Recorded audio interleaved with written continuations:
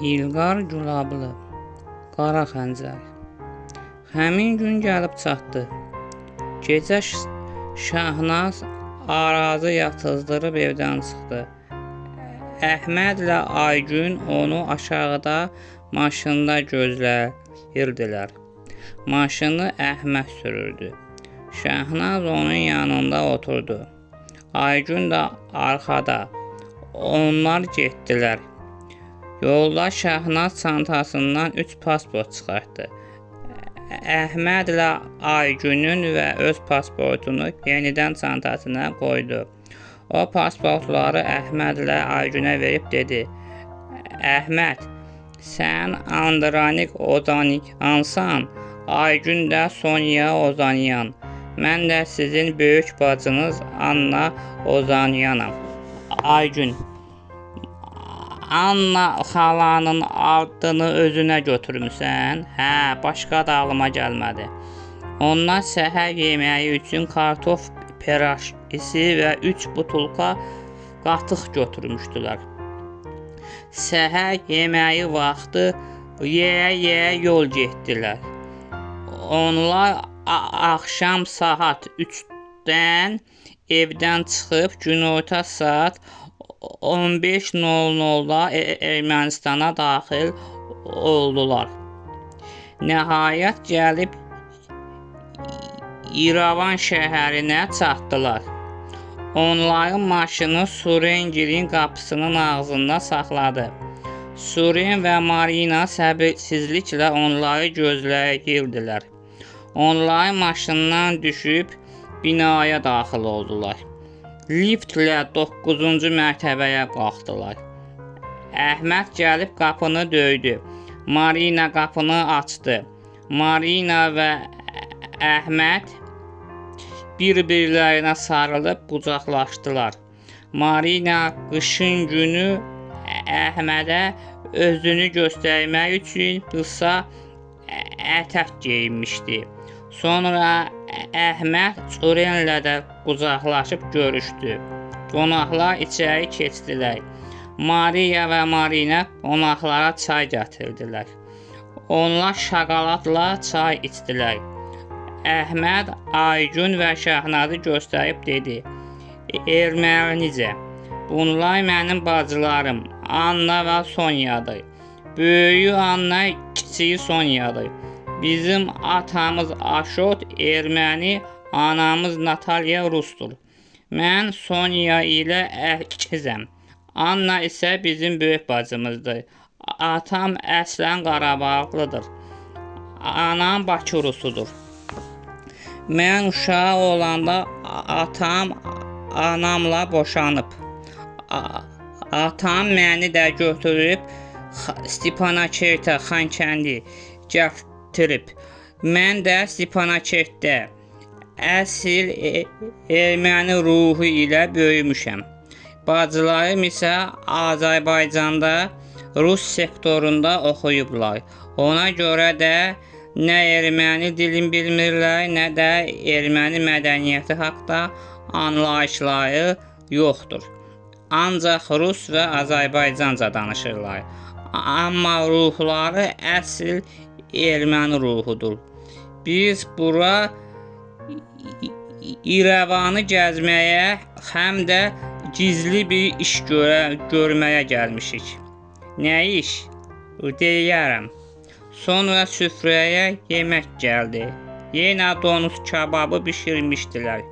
Suren kababdan götürüb Əhmədin ağzına qoyub dedi: Andranik can, mən bilirəm ki, sənin donuz kababından xoşun gəlir. Ona görə də sənin gəlişin şərəfinə donuz kababı bişirmişəm. Al ye. Əhməd iyrənə yedi. Şahnaz və Aygün isə bir-birlərinə baxıb gizli-gizli gülüşdülər. Suren onlara da təklif etdi. Onlar da əlacsız qalıb iyrənə yedilər. Əhməd də onlara baxıb güldü. Onların hər üçü Suren və ailəsi ilə donuz kababından yeyib tutarağından vurdular. Onların hamısı qadınlı kişili sərxoş oldular. Maria salonda Şahnaz və Aygün üçün yer saldı. Onlar yerdə uzanıb yatdılar. Arvad özləri öz otaqlarına gedib yatdılar. Əhməd isə onların qızı Marina ilə eyni otaqda yatdı. Gecəni birlikdə keçirdilər. Səhər yeməyindən sonra Marina Əhməd və qızlarla birlikdə şəhəri gəzdilər. Fotoaparatla bir çox şəkillər çəkdirdilər. Günorta yeməklərini də çöldə yedilər. Axşama qədər gəzdilər və axşam evə gəldilər. Axşam yeməyində Surenlə Əhməd yenə vuruldular. Əhməd ona dedi: Suren əmi, bir erməni oğlu kimi istəyirəm Böyük Ermənistan uğrunda mübarizə aparam. Bacılarımla mənimlə birlikdə sənin dediyin o gizli təşkilata üzv olmaq və ali rəhbərimizlə tanış olmaq istəyirik. Elə burada onun üçün gəlmişik. Elə bil Surenin gözləri işıqlandı. O sevinə-sevinə dedi: Afərin mənim əziz balam, mən bilirdim ki, səni bura çəkən erməni qanıdır. Sən bu vətənin qeyrətli oğlusan. Bacılarına da eşq olsun. Onlar da vətənpərvər qızlardır. Sabah sizin üçünüzü də aparıb təşkilatımıza üzv edəcəm. Halal olsun sizin kimi erməni balalarına. Vaxt olub Qara dənizdən tutmuş Xəzər dənizinə qədər Böyük Ermənistan imperiyası olub. Sonra Romalılar, İranlılar birləşib Böyük Ermənistanı işğal edib öz aralarında bölüblər. Qərbi Ermənistan Roma, Şərqi Ermənistan isə İran imperiyalarına birləşib. Daha sonra Türklər gəlib Romanı və İranı məğlub edib hər iki Ermənistanı işğal edirlər. Qərbi Ermənistan Türkiyə, Şərqi Ermənistanda Azərbaycan dövlətlərini qururlar. İndi biz erməni xalqı hər iki türk dövlətlərinin türk dövlətin məhv edib Qərbi və Şərqi Ermənistanı birləşdirib Böyük Ermənistan dövlətini quracağıq. Birinci Qarabağdan başlayacağıq. Sonra yavaş-yavaş Böyük Ermənistan quracağıq. Rus qardaşlarımız Yerevan xanlığını alıb bizə hədiyyə etməsəydi, biz bugün Ermənistanı da qura bilməzdik. Rusiya Qafqazdakı türk xanlıqlarını işğal edib bizi onların əsarətindən azad etdi.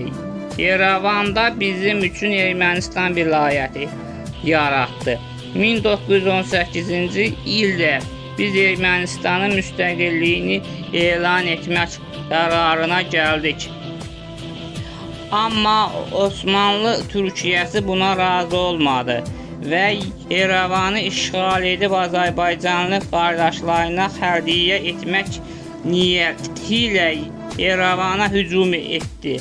Ancaq şanlı erməni ordusu Sərdarabad döyüşündə türkləri darmadağın etdi və bundan sonra Osmanlı Türkiyəsi Ermənistanı müstəqil ölkə kimi tanıdı. Ancaq 1920-ci ildə Sovet işğalı nəticəsində biz müstəqilliyimizi itirdik. Amma erməni xalqı təslim olmadı.